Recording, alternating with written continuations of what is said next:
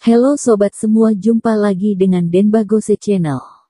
Bagaimana kabar sobat semua? Sebelum kita mulai, Mimin mau info yang mau membaca novel sambil mendengarkan ceritanya, aktifkan subtitle yang udah disediakan. Ayo kita dengerin lanjutan ceritanya.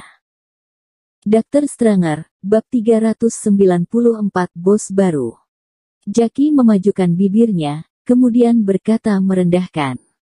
Bosku. Kamu pikir kamu siapa? Kamu pikir bosku siapa? Kamu suruh datang sesuka hati.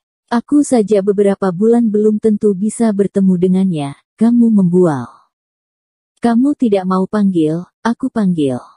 Kemudian, Thomas pun mengeluarkan ponselnya dan menghubungi nomor telepon Hartono Feng, kemudian menekan tombol speaker dan menaruh ponselnya di atas meja. Suasana ruangan lagi-lagi berubah hening. Semua orang mendengar dengan teliti, mereka ingin tahu apakah apa yang dikatakan Thomas benar adanya. Beberapa detik kemudian, telepon terhubung. Halo, Tuan Qin. Mendengar suara ini, Jackie seketika membeku, suara ini terdengar familiar, apakah benar ini adalah Direktur Feng? Ada satu orang bernama Jackie Wei, apakah benar dia adalah wakil manajer kalian? Benar. Tuan Qin kenal dengan orang ini. Tidak sampai kenal, dia curiga perhiasan-perhiasan yang kuberikan ke temanku adalah hasil curian. Apa? Kurang ajar. Anda di mana? Saya ke sana sekarang juga. Setelah memberitahu lokasinya, Thomas pun menutup teleponnya. Orang-orang saling bertatapan, merasa Thomas tidak seperti sedang membual, karena tadi dia menekan tombol speaker. Kalau berbohong, pasti langsung ketahuan. Jackie mengerutkan kening, masih tidak percaya. Berpura-pura, sampai mencari partner untuk membohongi orang. Thomas Qin, kamu tunggu saja masuk penjara. Tidak lama kemudian, pintu ruangan terbuka, Hartono berjalan masuk dengan nafas terengah-engah. Bawahannya tidak sopan kepada Tuan Qin, tentu saja tidak berani mengabaikannya. Tuan Qin adalah dewa tabib, kakek sudah pernah mewanti-wanti, harus memperlakukannya dengan penuh hormat. Jackie ini benar-benar terlalu bernyali, berani menyinggung siapapun. Begitu melihat Hartono Feng, Jackie seketika bingung, dia berdiri dan berkata dengan suara sedikit bergetar. Direktur Feng, Anda kenapa bisa kemari? Hartono memasang wajah serius. Dia maju dan menamparkan wajah Jackie.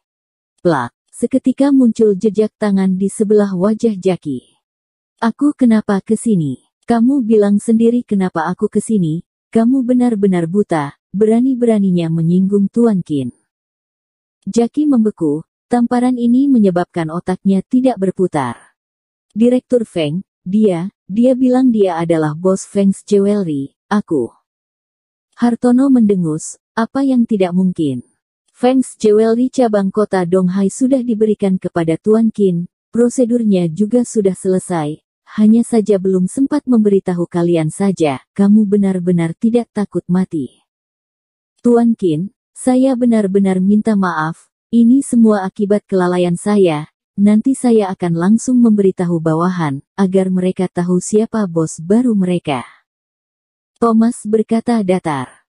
Tidak perlu. Begini juga bagus, bisa tahu kepribadian bawahan-bawahan seperti ini. Misalnya yang seperti ini, hanya bisa merusak nama baik. Hartono mengangguk, Tuan Qin, saya mengerti. Hartono berpaling dan menunjuk ke arah Jackie. Jackie Wei, kamu sudah dipecat dari perusahaan besar Feng, mulai sekarang kita tidak berhubungan sama sekali. Jackie seketika membeku, dipecat. Dia bekerja begitu lama di Feng's Jewelry baru berhasil naik jadi wakil manajer. Gaji tahunan beberapa ratus juta, kerja sebagus ini mau dicari di mana? Dia baru saja beli mobil, cicilannya belum lunas, kalau kehilangan pekerjaan, maka cicilan rumah dan mobil harus bagaimana? Jackie segera maju dan berlutut ke depan Hartono. Direktur Feng. Mohon berikan saya satu kesempatan lagi, saya salah, saya benar-benar salah. Ekspresi Hartono datar, aku sudah bukan bos kalian, kamu memohon padaku juga tidak ada gunanya. Jackie Wei sadar dan langsung merangkak ke depan Thomas. Direktur Qin, mohon beri saya kesempatan. Dr. Stranger, bab 395 jadi dendam. Melihat Jackie berlutut seperti itu, seketika membuat ekspresi para teman sekelas Angelin berubah. Adegan ini terlalu drama. Sebelumnya Jackie begitu merendahkan Thomas, berkata dia tidak pernah makan makanan Prancis, berkata dia adalah pemulung, berkata jam tangan Angelin adalah jam palsu. Tapi hasilnya, dia adalah bos Feng's Jewelry. Kamu hanya wakil manajer sombong apa di depan bos. Sekarang rasain, kehilangan pekerjaan. Ekspresi Rahel sangat jelek. Awalnya dia datang ke reuni teman sekolah demi untuk menyombongkan diri di depan Angelin. Tapi malah dikalahkan habis-habisan oleh Angelin. Terlebih lagi, pacarnya berlutut di depan pacar Angelin, benar-benar memalukan. Jackie Wei, apa yang kamu lakukan? Kamu kenapa berlutut kepadanya? Kamu terlalu memalukan. Masih tidak apa-apa kalau Rahel tidak berbicara. Tapi begitu berbicara, Jackie langsung marah. Sialan, tutup mulutmu. Kemudian, Jackie berdiri dan langsung menendang perut Rahel. Kalau bukan karena kamu mencelakaiku, apakah aku akan dipecat oleh perusahaan? Jackie berkata ke seluruh orang di ruangan sambil menunjuk Rahel. Dialah, pas yang tadi, bersikeras mau membandingkan diri dengan Angelin di restoran Prancis. Angelin ke tempat duduk VIP, dia juga mau ke tempat duduk VIP. Namun tempat duduk VIP itu ada minimum charge, makan sekali menghabiskan 160 juta. Dia malah pergi dan meninggalkanku di sana membayar bon kita. Awalnya dia berencana meminta putus denganku, namun mendengar kalian reunian, demi punya hal yang disombongkan, dia pun mengajakku ke hotel untuk memohon padaku. Jackie langsung menarik kalung yang dipakai Rahel dan berkata sambil tertawa dingin. Kalian sudah lihat kalung ini kan? Ini adalah kalung yang kuhadiahkan untuknya tahun lalu, demi pamer di depan kalian. Dia bersikeras menyuruhku berpura-pura menghadiahinya lagi hari ini. Sialan, kalau bukan karena kamu kesombonganmu, aku tidak akan dipecat. Aku ingin membunuhmu. Sambil berbicara, Jackie maju dan menamparkan wajah Rahel. Kali ini Rahel juga meledak, seakan akal sehat terakhirnya telah ditarik lepas oleh Jackie. Rahel menendang Jackie, hak tingginya tepat menendang bagian tengah celana Jackie. Umur Jackie pada dasarnya sudah tidak kecil, tendangan ini hampir mengambil nyawanya. Dia seketika terjatuh meringkuk di lantai, kedua tangannya menutupi bagian tengah celananya dengan wajah yang pucat.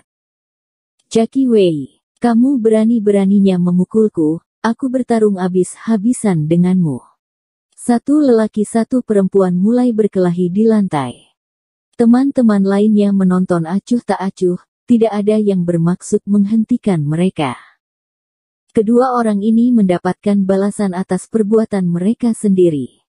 Thomas juga tidak ingin suasana hati mereka terpengaruh oleh orang-orang ini. Angelin, kita pergi. Beberapa teman juga ikut pergi, Angelin dan beberapa temannya masih ingin kumpul-kumpul bersama, Thomas pun tidak ikut, mereka teman baik berkumpul mungkin masih ingin mengobrol hal-hal pribadi. Hartono pun menyiapkan sebuah hotel yang ada pemandian air panas, membiarkan mereka bermain sesuka hati. Mereka berempat berendam di sebuah pemandian mewah yang sangat luas, sambil minum anggur merah, sambil makan buah yang disiapkan, benar-benar santai. Angelin, kamu kapan menemukan pacar sehebat itu, kenapa tidak memberitahu kita?